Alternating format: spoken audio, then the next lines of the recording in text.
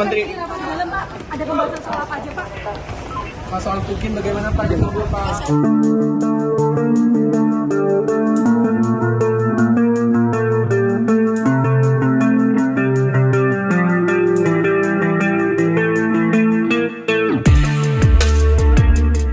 Gimana Pak? Tadi Pak?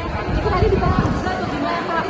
Pak, sedikit aja Pak, statementnya Pak. Pak, ini kan Pak, ini tadi apa aja Pak yang dibicarakan Menteri? Di rapat malam, Pak, ada pembahasan soal apa aja, Pak?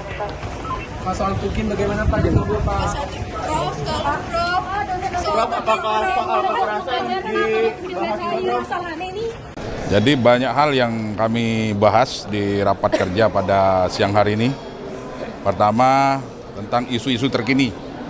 Tukin, ya, tunjangan kinerja bagi dosen-dosen kita. Tadi sudah disepakati dan alhamdulillah Tukin itu untuk tahun 2025 Kementerian Keuangan sudah menyetujui pembayaran Tukin sebesar 2,5 triliun. Ya, 2,5 triliun. Nah, nanti proses pencairannya ini yang sedang disusun oleh Kemdikti-Saintek. Dalam waktu dekat Perpres sudah di-draft. Nanti setelah keluar Perpres, maka nanti akan dibuat turunannya yaitu Permendikti-Saintek untuk membayar Tukin.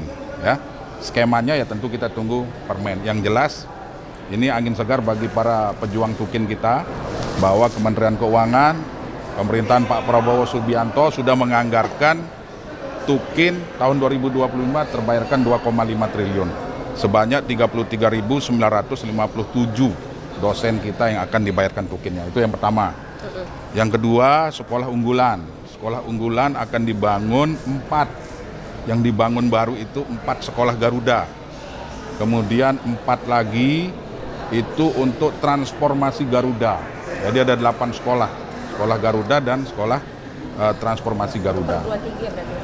Ya, kenapa ditaruh di Kemdikti-Saintek? Karena kurikulum yang akan digunakan itu setara dengan kurikulum diploma.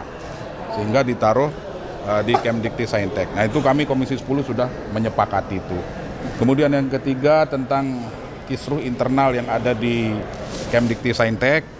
Semua sudah selesai, Pak Menteri tadi sudah menyampaikan, sudah tidak ada persoalan, sudah ada titik temu. Dan kami di Komisi 10 mengharapkan agar kejadian itu tidak akan terulang lagi ke depan. Kalau yang mutasi-mutasi itu seperti apa Pak yang ASN itu? Ya, mutasi-mutasi juga sudah disampaikan, dilihat dari kinerja. Tentu ada evaluasi kinerja.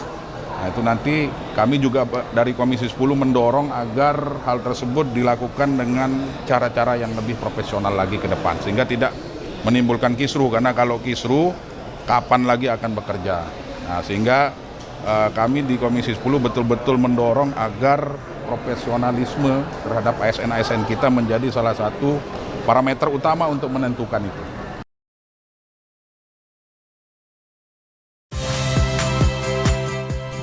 Saya Muhammad Syahreza. Saksikan program-program Kompas TV melalui siaran digital, pay TV, dan media streaming lainnya. Kompas TV, independen, terpercaya.